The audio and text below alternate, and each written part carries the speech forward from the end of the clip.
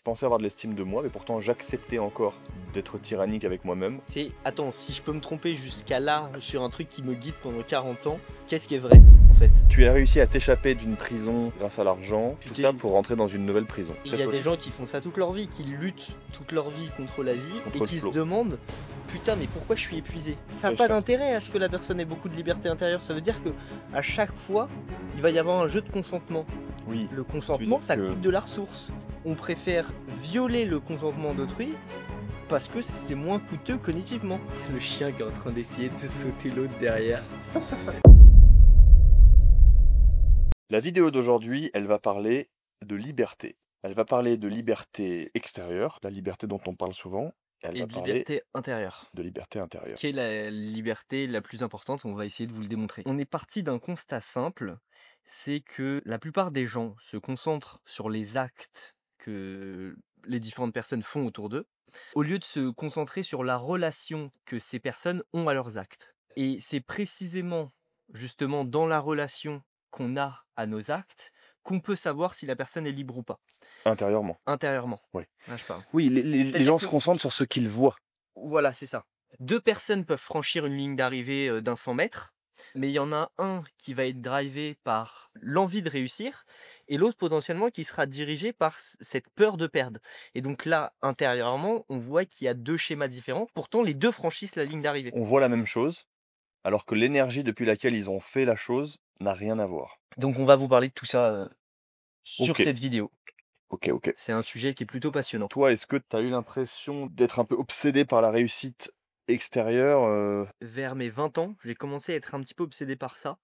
C'était pas vraiment la réussite extérieure, moi, qui m'obsédait. C'était le fait de pouvoir. Bon, déjà, j'avais un désir de sauver le monde. Donc, il y avait ce truc-là. En fait, quand j'ai commencé à me renseigner sur le monde, je me suis dit, mais putain, mais c'est le bordel. Et à chaque fois que je prenais conscience d'un sujet, en fait, il devenait réel dans mon monde, alors qu'il était peut-être là parfois depuis 20 ans, 30 ans, 40 ans. Et donc, j'avais l'impression que le monde allait s'effondrer demain. Mhm. C'est généralement ce qui se passe chez la plupart des gens avec, c'est pas, mettons, le réchauffement climatique. Beh, la plupart des gens qui vont prendre conscience de ce truc-là, qui vont se dire: «Ah potentiellement ça veut dire que» en fait, ils réalisent que à tout moment, tout peut s'effondrer. Et c'est ça l'objet du réchauffement climatique, même sans aller dans le fond de qu'est-ce qui est vrai, qu'est-ce qui est faux là-dedans, on s'en fout. Là, on parle encore une fois de la relation qu'on a à cet objet. Et donc, dans la relation qu'on a à cet objet, bah, potentiellement, ça nous renvoie là, à cet endroit-là à l'angoisse de mort. Moi, c'était le cas. Le moment où j'ai commencé à me renseigner sur plein de trucs, en fait, j'ai fait face à mes angoisses de mort. De Pareil. putain, à tout moment, je peux me faire annihiler, en fait. Tout, Et, tout disparaîtra et quand j'ai vu tout ça, je me suis dit, putain, il faut que je me sécurise. Et là, je suis parti dans une course un peu frénétique, justement, à l'optimisation de moi pour des résultats qui étaient censés me sécuriser, sans voir tous les angles morts de ce que ça impliquait, en fait. j'ai eu la même phase, très jeune, à partir de 17 ans, où j'ai plongé dans le terrier du lapin blanc, et j'ai pris conscience de ce qu'était le monde, et j'ai pris conscience que pas mal de choses qu'on m'avait vendues comme des vérités absolues n'en étaient pas, et qu'en fait, dans le monde, il se passe des choses horribles, il y a de la violence, il y a de la peur, il y a du manque, il y a tout ça. Et j'ai pris ça en pleine gueule, alors que j'étais absolument pas armé psychiquement pour aborder tout ça avec sérénité. Et suite à ça, il y a eu, oui, il y a eu la découverte, la prise de conscience que, bon, déjà, il y a eu comme toi cette prise de conscience de, ok, c'est la merde, il faut que j'accumule, je stocke de la valeur, il faut que je me sécurise. Et ensuite, comment le faire? Bah là, il y a eu découverte d'internet, business en ligne, faire de l'argent sur internet, entrepreneuriat, tout ça, vers 20 ans. Et je me rappelle très bien qu'à 20 ans, j'ai signé mon petit pacte avec le diable et j'ai accepté l'idée que j'allais me sacrifier pour être riche à 30 ans et que je serais prêt à sacrifier absolument tout ce qui ne serait pas utile, voire indispensable pour y arriver. Ce qui est intéressant dans le mot diable, c'est dia. Mhm. Dia, c'est la Double. division. Et c'est double ou la division? Dia, c'est dual, dualité. OK. Et donc, c'est vraiment rentrer dans cette logique, justement, comme tu dis, diabolique, sans qu'il y ait de connotation religieuse ou quoi derrière. C'est le schéma logique, c'est-à-dire que tu vas te diviser, précisément comme tu dis, pour avoir un résultat, pour réussir, par exemple. Tu vas te couper de toi-même. Voilà, c'est ça. De partie de toi-même, justement, pour accéder à un résultat extérieur. Et donc, pour recentrer sur le cœur du sujet, c'est vraiment cette logique-là où, dans cette dynamique de peur justement et tout, pour revenir sur le coureur en fait, on était comme ces coureurs où potentiellement on franchissait certaines lignes d'arrivée. Moi, mes potes, ils me disaient: «Ah putain, tu arrives à être sérieux là-dessus et tout». Mmh. Mais en fait, le degré de peur qu'il me fallait pour maintenir mes routines ou ce genre de trucs, je n'avais pas le choix. Je pouvais pas me féliciter d'avoir une bonne hygiène de vie, enfin je pouvais m'en féliciter, mais il y avait un truc où j'aurais pu raconter: «Oui, c'est parce que moi je suis mieux que les autres et en fait je sais prendre soin de moi, toi tu sais pas le faire». Je me le racontais. Ouais, moi Mais aussi. quand j'ai été creuser le truc, c'est de la peur qui m'obligeait à faire tout ça. D'une certaine façon, d'extérieur, les gens peuvent se dire: «Waouh!» Mais en fait, intérieurement, le niveau d'esclavagisme qu'il fallait pour me tenir, parce Mmh. qu'en fait, c'était me tenir, c'était et encore une fois, tu peux faire par exemple, je faisais de la muscu 6 fois par semaine ou des trucs comme ça, il y a 5 ans et encore une fois, tu peux faire ce truc-là depuis un espace de liberté intérieure. C'est possible. Mais juste, la plupart du temps et la plupart des gens sont dans un truc d'auto-aliénation d'eux-mêmes et ils vont faire ce truc-là, non pas par, justement envie et désir, tu vois? Mais par, une volonté de se sécuriser, une peur, totale, Oui. donc là, il y a pas de liberté Ouais, à ouais. cet endroit-là. Et du coup, ils se racontent et nous, on se racontait qu'on était prêts à sacrifier du coup, on n'en avait pas conscience, mais on sacrifiait une part de notre liberté intérieure dans l'idée d'aller bâtir de la liberté à l'extérieur. Quand je dis liberté à l'extérieur, c'est gagner plus d'argent, c'est jouir de plus de liberté géographique, c'est, avoir plus de moyens pour se gratifier, Créer un heu, confort matériel. créer un confort matériel. C'est les fameux, on l'avait noté, les 3 capitaux de Bourdieu, c'est développer son capital économique, développer son capital culturel, apprendre des choses pour avoir de la reconnaissance de la part des autres, pour briller en société, c'est développer son capital social, développer son réseau. C'est ça qu'on entend par liberté extérieure, c'est ouvrir le champ des possibles et c'est vrai qu'aujourd'hui, tout ça, c'est tellement séduisant. Quand on est jeune et qu'on n'a pas forcément conscience et qu'on n'est pas forcément, relié à soi-même et qu'on ne s'aime pas forcément suffisamment, bah, on se dit: «Franchement, se sacrifier, ça coûte pas bien cher pour accéder à tout ça». Ouais, Surtout si je crois au récit selon lequel, si je me sacrifie, alors je vais j'aurais. accéder à tout ça, Ouais. à coup sûr. Mmh.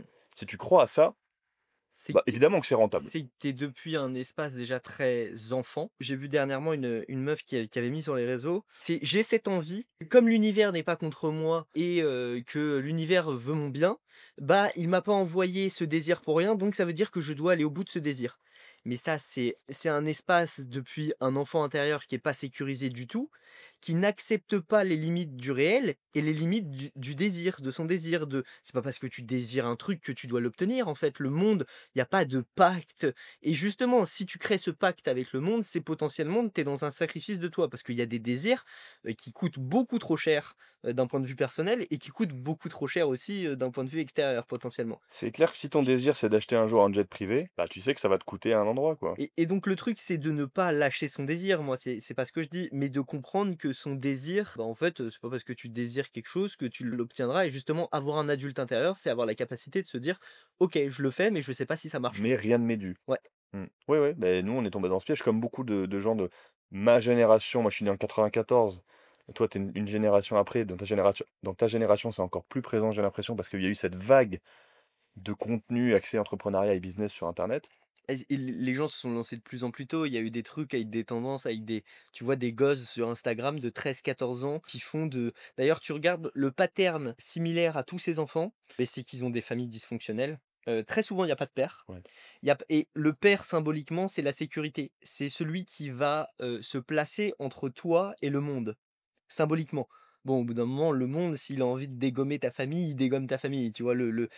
Mais au moins, tu as cette image du père rassurant qui veille sur la famille. Il y a beaucoup de gens qui sont des gourous sur internet, dans le sens il y a beaucoup de gens qui les suivent et tout ça et ils se placent en rôle de père, mais en fait, ils s'érigent en rôle de père précisément parce qu'ils en ont pas eu, Bien qui sûr. recréent ce modèle-là et donc ils vont créer précisément parce que l'enfant sait très bien quand il est tout petit ce qui manque, donc il va singer le rôle d'un parent et donc il va être excellent là-dedans et il va voir tous les gens qui auront pas réussi à le faire et il va devenir le père de toutes ces personnes-là. Donc c'est marrant à quel point le manque peut créer, l'effet inverse avec, un truc qui est pas très sain en général, hein. Oui, et si jamais le fait de devenir le père de substitution de tous tes abonnés et de tous tes clients te permet en plus d'acquérir la liberté extérieure et de développer ton capital financier, tu es enfermé dans une boucle dont tu auras du mal à sortir, hein. Bah oui, oui, oui, clairement. Clairement, parce qu'on dévie un peu, mais là, ça me fait penser à tous les gens qui construisent une audience ou le fait de pouvoir s'alimenter tous les jours sur un type d'idée. Tu vois, mettons, tu es de gauche, toute ta vie, tu es de gauche et tu vis sur tes idées, mais le jour où tu te dis: «Mais attends, mais je me suis complètement gouré», mais c'est pas possible de le réaliser. Non, Genre, déjà, c'est super compliqué de réaliser de s'être trompé, mais alors en plus, si tu vis de ton idée, c'est quasiment impossible, c'est en fait. impossible parce que inconsciemment, tu sais que Tu vas te faire massacrer par ton audience. déjà, mais en fait, c'est si inconsciemment, tu sais que si tu acceptes l'idée même que tu t'es trompé, alors tu remets en question tout ce qui te sécurise extérieurement. Ouais. C'est: «Attends, si je peux me tromper jusqu'à là, sur un truc qui me guide pendant 40 ans, qu'est-ce qui est vrai, en fait?» Et ça, c'est un choc qui est beaucoup Tu trop te grand. retrouves face au vide. Bon, bah, ça fait peur, tu recules, Ouais. tu sautes pas. Ouais, bien sûr. Il y en a plein des gens comme ça sur internet. Faut garder de la flexibilité cognitive et c'est pour ça que je dirais à ces gens de pas dépendre uniquement de leur activité pour vivre et pour subvenir à leurs besoins D'une de base. activité. Oui, bah, on en revient à notre sujet de base, que si tu dépends à 100 d'une activité pour couvrir tes besoins de sécurité extérieure, alors il y a encore plus de chances pour que tu détruises toute forme de liberté intérieure. Mmh. Parce que le moment où tu perds ça, tu t'effondres. Et ça permet d'introduire sur la première idée qu'on voulait développer sur la liberté intérieure. Le premier truc pour savoir si tu as de la liberté intérieure, c'est que tu peux accepter de tout perdre, Oui, de perdre tout ce que tu as bâti dans le monde matériel. oui. Et ça, Si t'as pas cette capacité à accepter que tu peux tout perdre, tu vas essayer de maintenir. Je vais donner un exemple. C'est comme l'exemple de l'arbre qui a des branches et il y a certaines branches parfois qui meurent. mmh Si tu n'as pas la capacité de couper les branches mortes et que tu t'attaches au-delà de ce que la vie t'envoie comme signaux, bah potentiellement tu es en train d'épuiser ton énergie dans un truc qui est déjà mort. ouais, C'est-à-dire que là, c'est une dynamique où si métaphoriquement vous étiez un arbre, vous vous croyez plus fort que la vie. Si à un moment il y a une branche qui doit tomber, la branche doit tomber. Elle est trop lourde, le calcul a été mauvais, c'est pas la bonne direction, il n'y a pas de soleil ici. Voilà. Et donc, ça va être pareil dans des relations, que ça soit dans des relations dans le business ou dans des relations, une relation de couple ou n'importe quelle relation. en fait, Il- tout ce qui t'apporte de la gratification. Si tu es prêt à perdre la source de gratification, alors tu peux toucher un semblant de liberté intérieure. Ouais, c'est être contre la vie en fait, la peur de perdre. C'est être contre la vie parce que la vie, elle est là pour nous donner des choses et par moments les reprendre. Nous, l'objectif, c'est de composer avec la vie, mais tu sais pas quelle composition ça va prendre exactement. Et par moment, bah, la composition va aller à un endroit où tu pas forcément envie que ça aille à ce moment-là. Mais sauf que si tu suis pas un minimum la vie, bah, tu es en train de lutter contre. Sauf que par moment, bah, je suis désolé, mais quand, par exemple, quand tu es avec de l'altérité, quand tu es en couple, ou que si la personne veut partir, la personne veut partir. Ouais, Et au bout d'un moment, tu peux l'enfermer, voilà, justement, c'est à ça que va mener la peur, c'est au fait de tuer la vie, de ouais. tuer la vie chez l'autre même. Donc, si tu veux garder l'autre indépendamment de ce que la vie veut, pour vous 2 et pour l'autre, bah, tu l'enfermeras et donc tu C tueras la vie. c'est un peu comme si tu nageais à contre-courant et en fait, quand tu arrives plus à nager à contre-courant, tu te dis: «Bah, je vais construire un barrage pour maintenir l'eau». Sauf qu'au bout d'un moment, bah, il y a tellement d'eau que ton barrage, il saute. Alors tu peux être un très, très, très bon ingénieur, et construire un super barrage Il très y a des solide gens qui font ça toute leur vie, qui luttent toute leur vie contre la vie et contre le qui se flot. demandent: «Putain, mais pourquoi je suis épuisé?» Mais, tu t'es lancé comme objectif de vaincre la vie et du coup, je connais des gens qui ont monté des boîtes, qui ont 1 salariés ou des trucs comme ça. Les mecs ont 70 ans et ils finissent par faire une dépression à 70 ans, Ouais. 75 ans parce que, bah, toute leur vie, ils étaient en bras de fer. Ça tenait tant qu'ils avaient de l'énergie. En plus, il y en a, c'était des bons gros hargneux, quoi. C'est le chien qui te mord et qui veut pas te lâcher et tu sais que il va falloir le tuer, il va falloir tuer la bête pour qu'elle puisse te lâcher. Et sauf que à 70 ans, bah, ça tire plus parce qu'il y a plus d'énergie, sauf qu'il y a toujours la même volonté de dynamique de bras de fer et ça fonctionne plus. Et c'est pour ça qu'il y a plein de gens aussi qui se rendent compte de ça vers 30 ans, parce qu'il y a une baisse d'énergie à 30 ans qui fait que, putain, toute ma vie, j'ai pu tenir un bras de fer contre la vie, avec une logique de croissance en permanence. Et en fait, quand je me retrouve à 30 ans, bah, je me rends compte que l'énergie que j'avais commence à diminuer, et donc je peux plus maintenir ce bras de fer, et je vois que cette logique de bras de fer n'implique plus forcément de la croissance, et donc là, je vois déjà, je paye un prix exorbitant qui est moi-même, et en plus, derrière, je ne gagne même pas, donc je vois plus d'intérêt. C'est à ce moment-là de ta vie que tu as le plus de chances de comprendre pourquoi il faut passer de la recherche d'efficacité à la recherche d'efficience. L'efficacité étant la recherche de résultats, quel qu'en soit le prix à payer, whatever it takes, comme dirait l'ancien directeur de la Banque centrale européenne. Alors que l'efficience, c'est chercher un maximum de résultats en fournissant un minimum d'efforts. Chercher la voie de moindre effort. C'est évidemment beaucoup plus difficile Prenons l'exemple d'un jeune homme de 20 ans, plein d'énergie, il va difficilement se diriger vers l'efficience parce qu'il en a même pas besoin, puisqu'il a tellement d'énergie à revendre que l'efficacité va amener suffisamment de résultats pour le gratifier sans lui coûter trop cher en énergie. Mais sauf que oui, comme tu le dis, arrivé vers les 30 ans, 40 ans, bah là, ça coûte trop cher d'être efficace, donc on va chercher autre chose. C'est comme je pense, à ça, c'est en lien avec le fait d'être flemmard. Tu peux être flemmard et très, très bien Moi, réussir ta vie. Dieu merci, je suis un flemmard. Ouais, mais en Sinon, fait, je me serais déjà moi blessé. aussi maintenant avant j'étais pas un flemmard, j'allais m'oublier dans le travail, mais maintenant je travaille de façon vraiment à mon rythme Mm. et j'écoute ma flemme au moment où je l'ai et en fait ça me permet de me poser pendant une demi-heure et de dire: «Attends, comment je fais, de la meilleure façon cette action pour pas que ça me coûte d'énergie et pour» parce que tant que tu es dans une espèce Ouais, d'hyperactivité, beh, tu es en train de te cramer ouais. et tu t'actives potentiellement, pour t'activer juste pour te fuir alors que, bah, tu peux te poser, vraiment réfléchir et puis après un peu agir, quoi. Ça me permet d'embrayer sur le deuxième point. On avait noté accepter son impuissance comme deuxième signe qu'on a de la liberté intérieure. L'exemple que tu as donné là, arrivé vers 30 ans, quand tu te rends compte que tu peux plus tout faire comme un énorme bourrin, bah c'est ça, c'est accepter sa part d'impuissance et sortir du sentiment de toute puissance, d'excès de confiance et d'hubris. Si tu n'as pas accepté ton impuissance à un endroit, bah tu n'es pas libre intérieurement. Et c'est pour ça que pour moi réussir, c'est-à-dire je vais définir ce que c'est réussir, pour que les gens puissent entendre. Réussir, c'est avoir la capacité que ton propre désir se réalise. Je vais le placer comme ça, la Ok. réussite. Le truc problématique, si jamais ton désir se réalise, c'est que tu penses justement qu'il y a une corrélation directe entre, tes actions et les résultats que tu as dans le monde.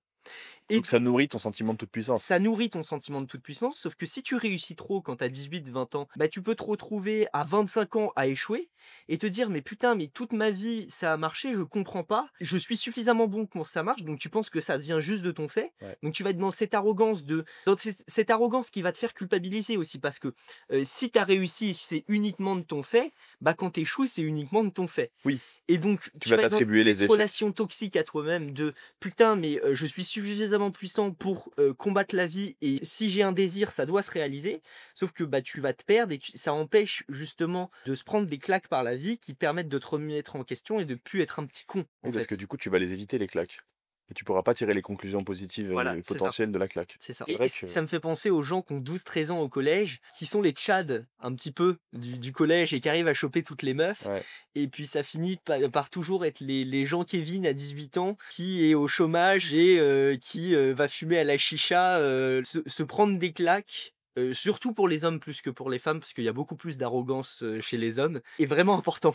Est ouais, vraiment important. ouais, Et ouais. donc cette confrontation au monde est vraiment importante. Moi, heureusement, je m'en suis pris parce que j'avais vraiment un truc de mes idées sont plus fortes que la réalité.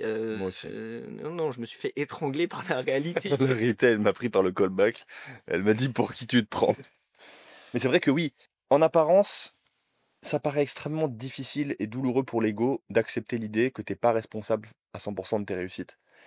Mais l'avantage derrière ça, le petit sucre derrière ça, c'est que si tu acceptes cette idée-là, putain, tu peux te soulager en acceptant que tes défaites ne sont pas 100% de ton fait. Tu plus obligé de te taper dessus, quoi, Ouais. en fait. Tu pas obligé de te taper dessus. En plus, quand tu vas vraiment travailler ce truc-là, tu peux vraiment vivre, c'est ce que je dis à chaque fois, sans culpabilité, dans le sens où tu comprends que tu as tes propres limites et que si tu pas réussi à tel moment, c'est que, bah, tu avais un manque de ressources potentiellement, que c'était pas la bonne journée. Tu sais, c'est un peu ce truc de tu peux être le meilleur, tennisman, au monde, bah, en fait, il y a des jours où tu fais des mauvais matchs et tu vas te faire exploser, tu vois? Donc au bout d'un moment, tu beau t'entraîner, tu mets les chances de ton côté quand tu t'entraînes et quand tu vas chercher à perfectionner, mais si tu le fais dans un truc de: «Du coup, la vie me doit ça», bah, là, tu es dans un truc assez malsain où tu prendras cher à chaque fois que tu arrives pas au résultat Ouais. que tu as projeté et ça sera assez douloureux. Alors que Mmh, tu peux très très bien agir, essayer de faire mieux parce que ça te fait marrer et que le jeu est marrant vraiment et donc essayer de performer et tout, parce que ou performer autre chose en fait, mais pas depuis cet espace justement où il y a pas de liberté et où, quand le réel te donne pas ce que tu veux, bah, tu te retrouves au sol, massacré et en PLS, tu vois? Oui, bah, du coup, là, tu as déjà commencé à embrayer sur le troisième point. On avait noté la capacité de jouer avec le champ des possibles, tout en intégrant ses propres limites. Parce que si tu dis: «Je peux jouer avec le champ des possibles», mais que tu te mets pas toi et tes limites dans l'équation, alors tu considères que tout est possible. Et là, tu Ouais, fais une grave erreur. Parce que tu tombes dans le piège du dev perso. tu te prends pour Dieu là. Voilà. Si t'as plus Si de tu intègres tes limites. propres limites, là, ça peut fonctionner. Mmh. Là, le truc devient cohérent. Et tout comme, on a nos déterminismes, physiques et ça les gens ne peuvent pas le nier, tu vois? Oui, Au bout d'un moment, il y a des avantages biologiques, oui. il suffit d'observer, il y a des gens qui stockent plus de gras, d'autres qui vont, plus cramer du gras, Comme c'est visible, c'est plus reconnu. voilà.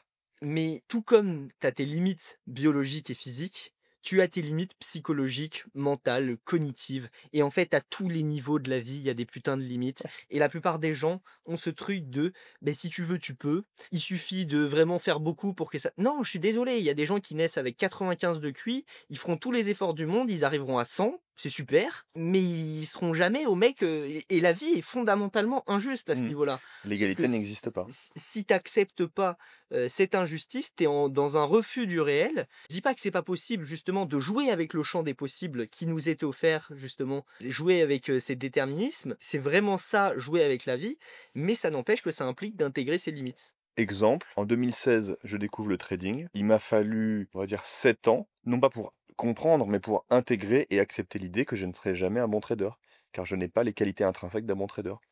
Ça n'est pas pour rien que 95% des particuliers sont perdants sur les marchés financiers en France. Parmi les spéculateurs, je ne parle pas des investisseurs. Bon, bah, je me sens vachement soulagé depuis que je l'ai accepté. Voilà, je suis pas fait pour ça. J'ai d'autres forces, d'autres qualités. Faut juste se connaître. Et on se sent beaucoup plus libre intérieurement. Quand Tu on est fais à un sa place, travail en de fait. connaissance de soi et que du coup on accepte quelle est sa place, que ce soit horizontalement, dans quel domaine, et verticalement. À quel niveau de responsabilité, à quel niveau dans l'échelle de dominance hiérarchique dont parle tout le temps Henri Laborie par exemple. Sauf que ça demande de sortir de cette illusion de l'égalitarisme. Je sais que c'est difficile, surtout en France. Si tu crois à l'égalitarisme, tu seras pas libre intérieurement. C'est un prérequis. Oui, parce que tu vas croire que tout est possible chez tout le monde Et et en plus, tu vas donc nourrir du ressentiment parce que tu vas dire: «Putain, mais lui, il arrive à faire exactement ce que moi je galère à faire et ça a l'air facile pour lui». ou même, Fais chier, quoi. il y a un exemple que j'ai en tête, c'est celui de Thibaut InShape, où justement il parle de avec Juju Fitcat qu'il a vraiment une vision lui du couple un peu, traditionnelle à la base et il explique que, du coup ils ont reporté leur mariage justement parce que lui il attendait un certain modèle et elle en a un autre, elle est entrepreneuse et tout ça et donc là, il y a des gens dans les commentaires qui disaient, genre en mode, «Tu es encore là quoi. En 2025, tu es encore là». En oubliant que, chacun a sa propre histoire de vie, que lui, il avait vu sa mère faire ça, donc c'était absolument pas dérangeant pour lui et c'était un Mmh. modèle à suivre Ouais, que, potentiellement, ça peut être dans tes besoins d'avoir un homme au foyer, ça peut être dans ta besoin que ta femme, soit au foyer, en fait ouais, ouais. et du coup, c'est à chacun de se responsabiliser face à ses besoins et d'aller trouver des gens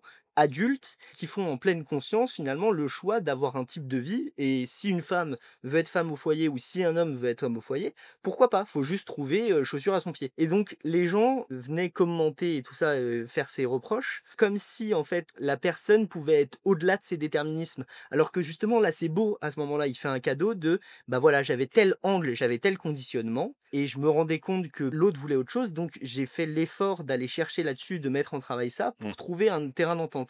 2 trucs que ça m'inspire. Déjà, les commentaires des gens montrent qu'en fait les gens pensent qu'en fait, la liberté intérieure, c'est déjà renier ses déterminismes, faire tabula rasa pour reconstruire par-dessus, alors que pas du tout, tu pourras jamais les renier, il faut déjà les comprendre et les accepter et composer avec.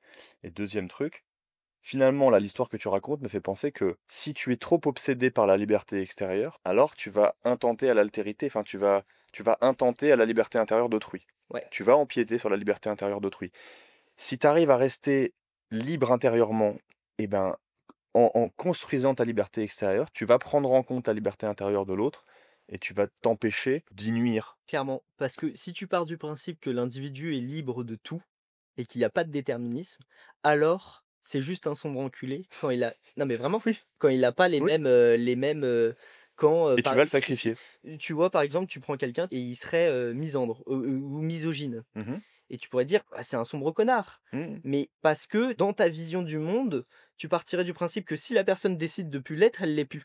Mais ça fonctionne pas comme ça, en fait. Les Ça, ça gens, on s'appelle de leur la de la pensée magique, ouais. voilà, c'est ça et comme les gens vivent dans un modèle de pensée magique, enfin les gens, Une Beaucoup. bonne partie de la population vit dans un modèle de pensée magique. Dès que tu dis: «Bah, j'ai tel pathos et j'agis de cette façon», les gens te disent: «Bah, change en fait». Mais ça ne fonctionne pas comme ça ne marche pas comme ça. Et pour eux, le fait de pouvoir changer sur commande, c'est ça la liberté intérieure. Mais non! Oui, si tu as ce pattern-là, si tu as ce mode de fonctionnement, tu vas partir du principe que tout est une question de choix et donc tu vas renier sur tes propres déterminismes, tu vois? Par exemple, sujet qui est un nexus de la société, un sujet qui est pas abordé dans la société parce que ça fait angle mort, c'est le fait que, bah, l'humain a des déterminismes biologiques qui fait qu'il se sent plus en sécurité avec des gens qui le ressemblent, Mmh. tu vois? Donc intrinsèquement, on a une forme de racisme intériorisé, De xénophobie de plutôt. xénophobie, ouais. Oui, c'est Et dans la nature humaine d'être C xénophobe. c'est dans la Ça nature s'appelle un humaine, réflexe de sauf survie. que c'est pas en ignorant ces xénophobies qu'elles n'existent plus. C'est-à-dire que c'est en prenant conscience de ce déterminisme que tu peux passer outre parce qu'on est des humains et qu'on est capable d'élaborer et de passer, finalement un petit peu outre notre nature Notre primaire animalité, bien de sûr. notre animalité, mais ça n'empêche que ça existe. Donc faut mieux en prendre conscience de ces déterminismes que de d'ignorer, et il y a plus aucune liberté à partir du moment où tu es en train de les ignorer. Parce que tu te connais pas toi-même, du coup. Et tu ne t'acceptes pas donc. Voilà. Tu vois, on a noté, est-ce que tu te laisses le droit de te reposer ou pas? Ça me fait penser à autre chose. Est-ce que tu te laisses le droit de t'accepter ou pas? En l'occurrence, d'accepter ta part Ta de part de déterminisme, ta part d'ombre et ta part d'animalité. ouais. Ou est-ce que tu la mets de côté et tu la refuses catégoriquement? Auquel cas, tu ne seras jamais libre, puisque ça fait partie de toi. Mmh. Alors tu peux te convaincre et singer de la liberté intérieure en prenant cette partie de toi et en la sacrifiant, en la mettant sous le tapis, mais ça ne marche pas. Comme la plupart des gens ont une structure névrotique, ils ont cette capacité à refouler le réel, à refouler le réel avec toutes les pincettes qu'on peut mettre derrière, mais à refouler une partie de la réalité, justement pour, avoir cette image d'eux-mêmes, un peu, bah, une belle image de soi, quoi. Mais parce qu'en fait, voir notre part d'ombre, ça demande une estime de soi très importante, parce qu'on se dit: «Putain, mais à l'intérieur, ça peut être dégueulasse». Ouais. C'est encore ce même truc de la capacité à être libre face à soi-même Mmh. et face à ce qu'on trouve en nous. Et on peut trouver des trucs surprenants. Ouais. Quand on fait le travail. Ouais, du coup, par rapport à cette notion de se laisser le droit de se reposer ou pas, bah, ça rejoint la notion d'après, le fait d'avoir un bourreau intérieur. Quand on se comporte avec soi comme un bourreau, comme un parent tyrannique, on n'est pas libre intérieurement. Quand on s'oblige à faire des choses, quand on Ouais. s'interdit de se reposer, quand on culpabilise à l'idée de ne rien faire, quand on veut toujours être au max, toujours être au top, bah, on n'est pas libre. Alors, souvent, on fait ça dans l'idée de bâtir de la liberté à l'extérieur. Ok, donc du coup, tu sacrifies ta liberté intérieure pour bâtir la liberté à l'extérieur, sachant que ça n'est même pas sûr que tu y arrives. Est-ce que ça vaut vraiment le coup? Est-ce que c'est un bon investissement? Je sais pas. Beh, je pense pas, je pense pas. Tu peux considérer que c'est un bon investissement si tu n'accordes pas de valeur à ta liberté intérieure, et si tu ne t'accordes pas de valeur, on en revient à cette notion d'estime de soi. À partir du moment où tu as de l'estime de toi, tu arrêtes de te sacrifier. Je D'intérieur, suis plus important que l'extérieur oui. et donc à partir du moment où tu es plus important de l'extérieur, bah, du coup, tu arrêtes de te sacrifier. Tant que tu as pas d'estime de toi, tant que toi, tu peux te marcher dessus et que les autres peuvent te marcher dessus, tu peux avoir ce bourreau intérieur qui te défonce. Oui. Est-ce que, les personnes sont libres intérieurement? Un bon critère, globalement, ça serait vraiment cette présence ou non de bourreau intérieur. Ouais. S'il y a un bourreau intérieur, c'est qu'il y a une forme d'auto-emprisonnement, d'auto-aliénation de soi, Mm. qui peut mener à la dépression ou ce genre de truc. Oui. Parce que justement, la dépression, le burn-out, tous ces dysfonctionnements du système où il y a une explosion. En fait, dysfonctionnement, déjà, c'est un jugement. Justement, c'est parfaitement fonctionnel pour moi. Ça fait exactement ce que ça doit faire dans le schéma qui Oui, est, si ça dysfonctionnait, il n'y aurait pas ce signal.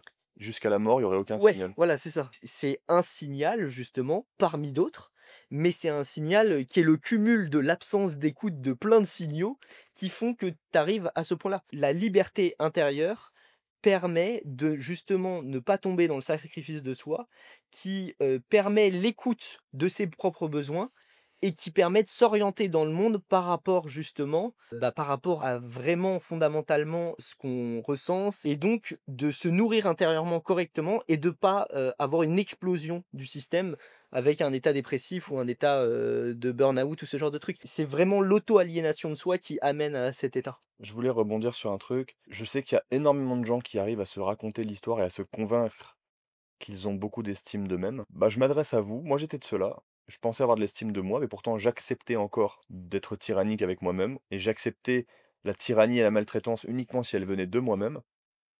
Bah, du coup, j'avais pas de réelle estime de moi. C'était un mensonge que je me racontais. Et c'est un très bon moyen de savoir si vous avez une vraie estime de vous-même. comment est-ce que vous vous traitez? Est-ce que vous vous traitez comme un prisonnier, auquel cas vous n'êtes pas libre? Ou est-ce que vous vous traitez comme, est-ce que vous vous traitez comme une machine, comme un objet ou comme un humain? Le rapport à soi ou en général où, tu cherches à t'optimiser, tu te prends pour une machine, c'est de la toute-puissance et tu déjà en train de te déshumaniser, tu es déjà en train de te violenter. Mmh. Parce que justement tu crois que tu peux juste augmenter tel curseur et que tu auras accès à tout ça, mais tu vois pas ce que tu sacrifies intérieurement, pour obtenir tout ça, en fait. Et non, tu vois pas parce que tu es aveuglé par ton obsession de bâtir de la liberté à l'extérieur. Non et puis c'est surtout que tant que tu as passé ta vie à te sacrifier, tu sais pas ce que c'est le sacrifice, Oui, tu vois? C'est naturel. En fait, il y a que et ça, c'est pas un bug, c'est une feature, comme dirait l'autre. dans quel sens? Bah, dans le sens de ce que veut la vie. Ça arrange très bien le gène égoïste que tu ne le vois pas quand tu es en train de te sacrifier. Oui, oui, oui. Enfin, en fait, c'est surtout que l'absence de sacrifice demande tellement de cramer des ressources Mmh. et demande tellement une complexité cognitive pour trouver un chemin Mmh. sans sacrifice de soi, Mmh. que l'on préfère, abdiquer à cet endroit-là et se dire: «Bon, je suis pas si important, en Voilà. fait». Bon, de toute façon, j'ai pas appris à m'accorder de l'importance et de la valeur, donc je peux Et bien me puis tant que tu sacrifier. l'as pas trouvé, tu sais pas que ça n'existe pas. Tu te dis: «Bon, c'est pas possible, en fait, ces gens-là vivent dans l'idéologie» et tant que t'as pas ce genre de vécu où en fait, non, je vis au quotidien sans me sacrifier et c'est possible, bah, en fait, bah, tu sais pas que ça existe, tu sais? C'est tant que tu vois pas, en fait, c'est le principe. Ouais. Puis tu peux te dire: «Oh, je ne suis que de la ressource humaine après tout. Ouais, Je ne ouais. suis qu'un combustible». On avait noté, bah, tu l'as déjà un petit peu développé, la présence de bonne maman intérieure. Entre parenthèses, tu ne vas pas arrêter de s'aliéner de soi-même pour atteindre la liberté extérieure. Est-ce que tu veux développer un petit peu, ce qu'on entend par, bonne maman intérieure? Bonne maman, c'est la capacité à se mettre de la douceur, justement, face à ses propres limites. C'est être capable de se dire intérieurement, un petit qui a pas confiance en lui, il va faire, «Moi je suis le plus fort et tout machin» et c'est le truc que je faisais avant en général dès que j'avais peur ou que j'étais pas bien. Maintenant juste je vais voir cette partie de moi qui a peur et je donne de l'amour et c'est ça de la bonne maman, c'est se donner de l'amour à l'endroit de ses limites et pas singer une toute-puissance puisque la toute-puissance réelle n'existe pas, c'est Dieu à la limite, la vie, enfin ce que vous Mmh. voulez et ce que vous mettez derrière. Mais donc c'est vraiment pour moi la douceur, c'est la capacité de se mettre face à ses limites, face à la vie et face à ce truc de: «Putain, j'aurais bien aimé que la vie soit autrement. J'aurais vraiment bien aimé que ça soit autre chose», tu vois? Mais ça n'empêche que, bah, là-dessus, là, je suis impuissant. Je suis impuissant et je l'accepte et être impuissant sur plein de trucs, ça veut pas dire ne pas aller chercher pour soi, Mmh. ça veut juste dire accepter ses limites et après, une fois que tu as accepté tes limites, bah, tu vas faire avec toi et tu vas aller chercher pour toi. Les choses se font dans un certain ordre et bah, si tu vas pas dans cet ordre-là, tu as des chances de tomber dans le sacrifice de toi-même. Et de payer le prix fort. Ouais. Dernier point, bah, quand il y a de la liberté intérieure, il n'y a plus de sacrifice de soi au nom d'une idéologie. Autrement dit, on remet la vie à notre service et nous, on arrête de se mettre au service de la vie, au service d'une entreprise, au service d'un pays, au service de je ne sais quoi. Au service d'une idéologie. C'est-à-dire que les idées, comme le reste, est fait pour globalement nous servir. On n'est pas fait pour être au service des choses. On peut se mettre au service depuis un état où c'est pas de En l'auto-esclavagisme, se laissant le choix, en se laissant en le le choix. choisissant. Ouais. Donc je suis pas en train de dire, dès que vous êtes au service de quelqu'un, vous êtes un esclave, mais il y a de nombreuses personnes qui sont au service d'autres, choses, d'autres gens, d'autres idées et qui sont esclaves de l'idée, esclaves de la personne, esclaves de ils sont pas du tout dans une relation où ils ont leur souveraineté. C'est comme la phrase, «L'argent est un très mauvais maître, mais un bon esclave». Mais c'est la même chose, Un bon c'est-à-dire serviteur. un bon serviteur. C'est-à-dire qu'on n'est pas fait pour être au service de l'argent. L'argent, c'est une énergie qu'on peut maîtriser pour, avoir des trucs dans le monde matériel, mais c'est malsain à partir du moment où justement, tu es au service de ce truc-là. En fait, l'argent, c'est terrible parce que l'argent, c'est à la fois le meilleur outil pour acquérir de la liberté à l'extérieur et le meilleur outil pour te priver de ta liberté intérieure. Oui, oui, oui, parce que l'humain a cette tendance où dès qu'il accumule, Bah, il a peur de il a perdre. peur de perdre et du coup, plus tu accumules, plus tu as peur de perdre et donc il y a un truc où c'est très difficile d'accumuler dans la matière sans nourrir cette peur de perdre. Ça demande vraiment un gros Oui, travail sur soi. et qu'on nous entende bien, alors, mais on n'est pas en train de vous dire que le meilleur moyen de conserver votre liberté intérieure, c'est De de, vivre en de ne tranquillité pas dans la gagner trop forêt, d'argent, comme ça vous risquez pas de le perdre. Non, on peut faire l'un et l'autre C'est pas l'un ou l'autre. C'est juste qu'il faut faire attention justement à ne pas perdre sa liberté C'est intérieure en ça, faisant ça. En mettant les choses à notre service, justement. exact. Ça me fait penser à tous ces gens qui vont réussir dans la vie d'un point de vue, sociétal, qui vont avoir, Mmh. je sais pas, une quantité de richesse, une quantité d'abonnés, une quantité de n'importe quoi. Ouais, Ben, en fait, il y en a plein, quand tu as un peu de finesse psychologique, tu regardes leur état ils sont ravagés. et tu te dis: «Mais ils sont totalement pas libres». Ils sont flippés intérieurement, Ouais, ils ont pas le choix de faire ce qu'ils font et ils font passer ça pour une forme de eux, ils ont la motivation d'eux, ouais. alors qu'en réalité, c'est juste qu'ils peuvent pas faire autrement et que s'ils font autrement, bah, potentiellement, ils ont envie de se suicider ou je sais pas quoi, que comme idée noire, tu vois? Mais il y en a énormément qui sont dans cette relation à eux-mêmes et qui vendent ça pour une forme de réussite. Tu accumulé, mais en fait, intérieurement, tu flippé, quoi. Tu flippé et tu es devenu esclave. Ouais. Tu as réussi à t'échapper d'une prison grâce à l'argent, mais Tu tout ça t'es pour rentrer dans une nouvelle prison Ouais. et tu l'as pas vu venir. Mais pour ça, faut avoir suffisamment de douceur et suffisamment, encore une fois, d'estime de soi pour comprendre que, en fait, c'est pas intéressant de se sacrifier et qu'on peut faire autrement. Oui, oui, oui, c'est vraiment on en revient toujours à ça, hein. Si ça vous intéresse, enfin, c'est un peu un truc de j'aime pas trop parce que ça peut vite partir à la bouc émissarisation, mais si ça vous intéresse, on pourrait faire des analyses, de profils de gens qui ont réussi avec un jeu, parce que ça serait du jeu, de l'analyse de la personne et de montrer potentiellement quels sont, C'est génial les endroits d'aliénation de lui face à lui-même. et on lui Parce donne que dans le discours, c'est possible de le trouver, on n'a pas accès à la personne, donc c'est à mettre entre guillemets ou ce genre de truc. Mais, il y a quand même un il y a quand même beaucoup de choses à dire en général, l'apparence physique dit beaucoup, le langage non verbal dit beaucoup. Je suis très chaud, de faire ça et à la fin, on reste dans le cadre d'un jeu, mais parce que dit comme je vais le dire, ça paraît bizarre, mais à la fin, donner une note entre 0 et 10 de la la degré liberté de d'être intérieure supposée. mmh Ce serait génial de faire ça, ouais. Bah, l'idée maintenant, pour terminer, ce serait d'essayer de donner quelques réponses de comment trouver l'équilibre.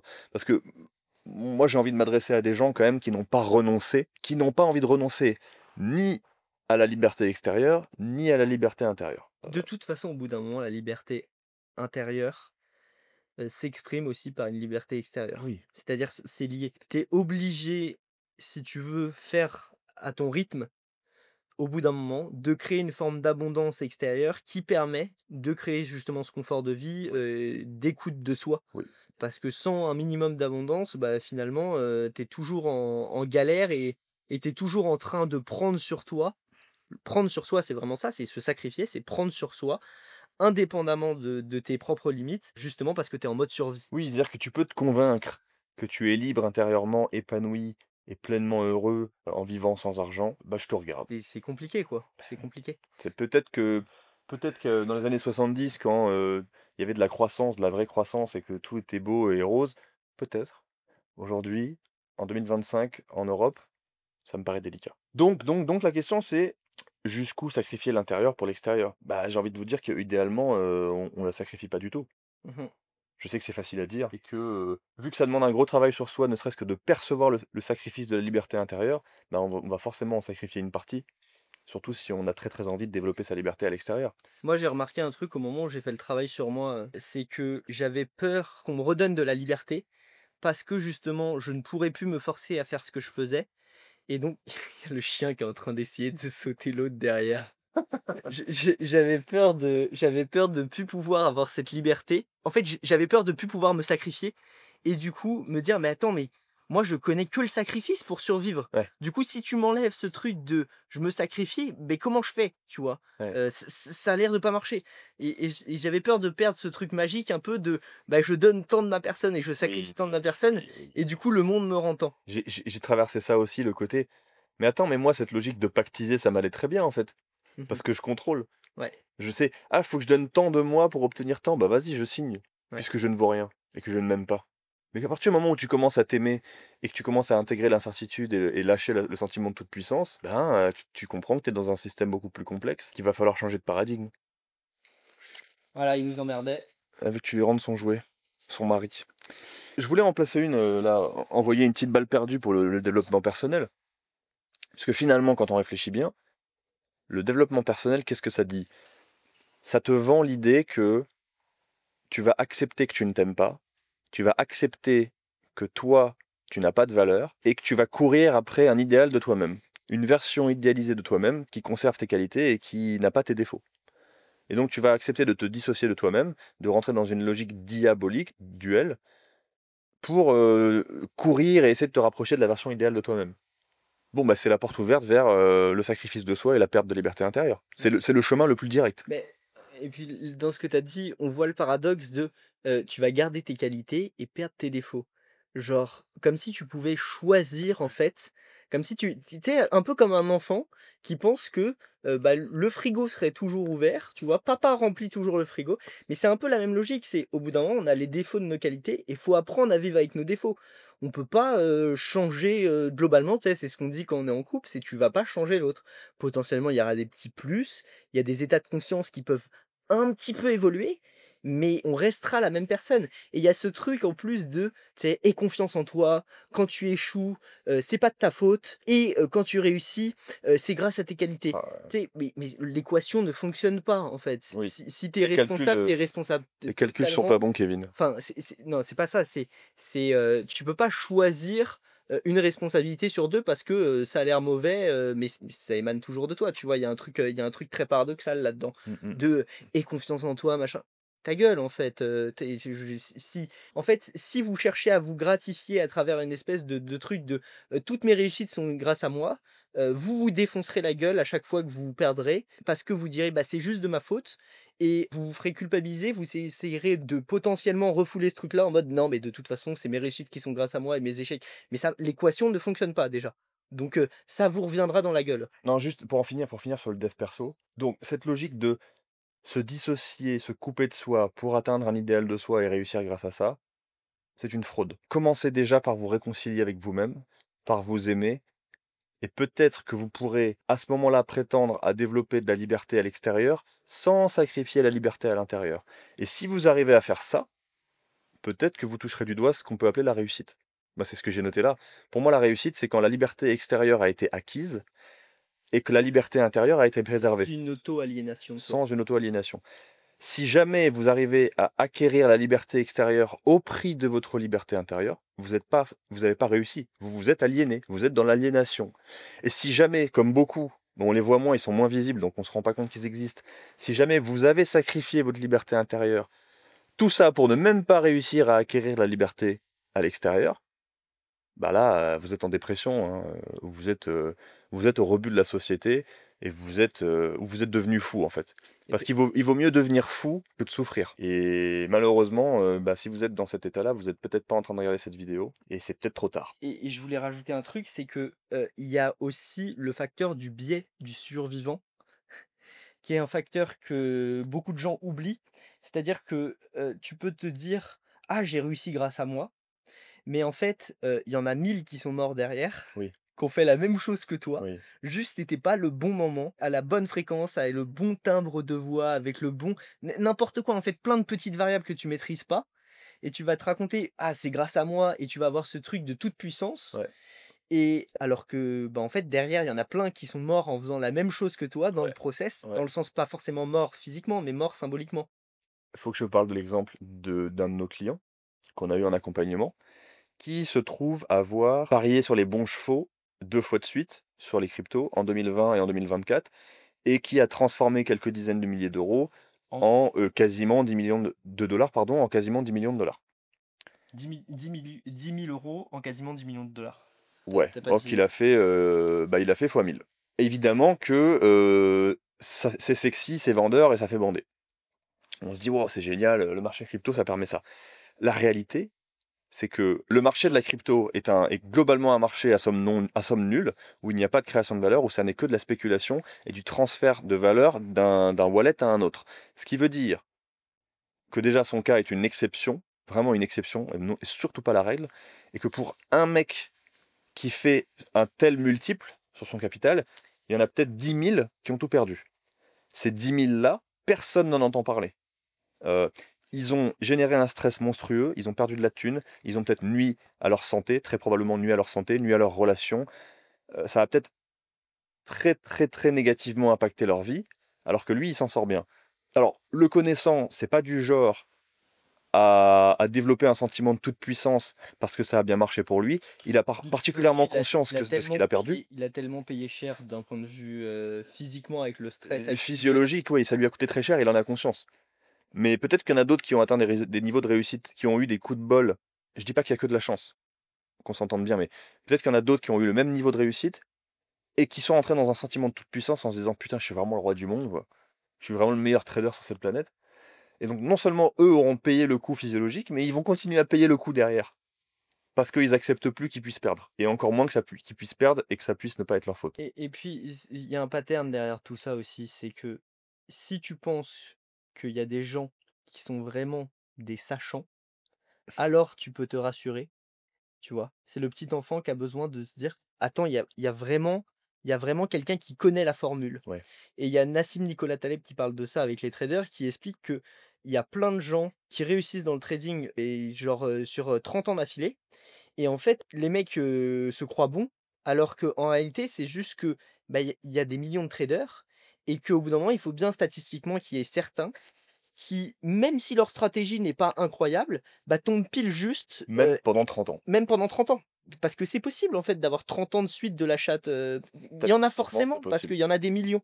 Et donc il y a forcément quelqu'un à la fin qui finira, par avoir, ce biais du survivant et de se dire: «Ah lui, il sait ce qu'il fait et tout». Il va rationaliser le comment il gagne, alors qu'en réalité, c'est d'autres variables en sous-main à chaque fois qui vont jouer et qui vont faire que le marché prend telle ou telle tournure.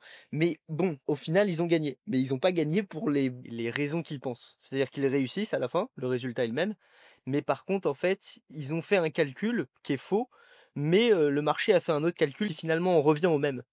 Donc ils ont pas gagné pour les bonnes causes, mais ils ont quand même gagné. Et à la fin, ils disent: «Bon, bah, moi j'ai gagné parce que je suis le plus fort et que j'ai réussi à faire tel calcul et que». Et de l'extérieur, on va se dire ah bah il s'est comporté comme ça, il a fait ça et il a gagné. Donc c'est qu'il faut que je me comporte comme ça, je vais gagner aussi. Ah, bah non. Ok, et ben on a fait le tour de ce qu'on voulait aborder dans cette vidéo. Si vous vous êtes senti concerné, si ça vous a touché, si ça vous a ouvert les idées sur quelque chose, bah, n'hésitez pas à nous le faire savoir dans les commentaires. L'idée, c'était vraiment de recentrer le débat et de réintégrer cette notion de liberté intérieure parce qu'en fait, le débat, il est complètement excentré, il est vraiment focalisé uniquement sur la liberté extérieure, puisque bah, l'époque ne veut pas considérer du tout cette idée de liberté intérieure, veut l'ignorer complètement. C'est plus simple d'avoir quelqu'un auto-aliéné de soi pour, monter, n'importe quel business ou quoi. C'est plus facile. Tu sais, avec quelqu'un qui est pas auto-aliéné de lui, bah, tu peux pas lui faire ce que tu veux, tu vois? Tu es obligé de le considérer comme un être humain. Ah, tu veux dire dans une optique d'accompagnement et de coaching? Non, tout court, c'est-à-dire tu mon de dans la logique du ça a Oui, je pas capte. d'intérêt à ce que la personne ait beaucoup de liberté intérieure. Ça veut dire que à chaque fois, il va y avoir un jeu de consentement. Oui, Le tu veux consentement, dire ça coûte que de la ressource. On préfère violer le consentement d'autrui parce que c'est moins coûteux cognitivement. c'est oui, Et OK. c'est moins coûteux cognitivement de violer aussi son propre consentement. Je suis pas en train de dire qu'il y a des méchants abuseurs à Oui, l'extérieur. oui, oui, oui. À cet endroit-là, si vous permettez face à vous-même de vous auto-aliéner, c'est-à-dire de violer votre propre consentement d'une certaine façon, vous permettrez aussi à l'autre de le faire avec vous. Et donc, si vous vous traitez comme un objet, l'autre pourra aussi vous traiter comme un objet. C'est juste ça que je suis en train de dire. OK. Sur ce, Bah, sur ce, comme d'hab, si ça vous a touché au point que vous auriez envie d'en parler directement avec nous, en dessous de la vidéo, il y a un lien pour réserver un appel directement sur Calendly. hésitez pas à partager à tous vos proches qui peuvent, se sentir concernés par ce genre de truc, où vous avez discerné cette petite auto-aliénation. Nous, on donne vraiment beaucoup de ressources sur YouTube au maximum et donc s'il y a du soutien, c'est cool en fait. C'est juste ça que Clairement, envoyer cette vidéo aux gens vont être en total désaccord avec parce que eux, ils ont décidé de tout sacrifier pour devenir riches. ou Ah, de d'avoir le physique qu'ils veulent ou d'avoir le capital culturel qu'ils veulent, enfin n'importe quel capitaux extérieur qui pourrait, mener potentiellement à une auto-aliénation. ouais, et qui pourrait justifier de s'auto-aliéner et de se sacrifier. Voilà, voilà, on s'arrête là et on vous dit À très bientôt. à très Ciao. bientôt.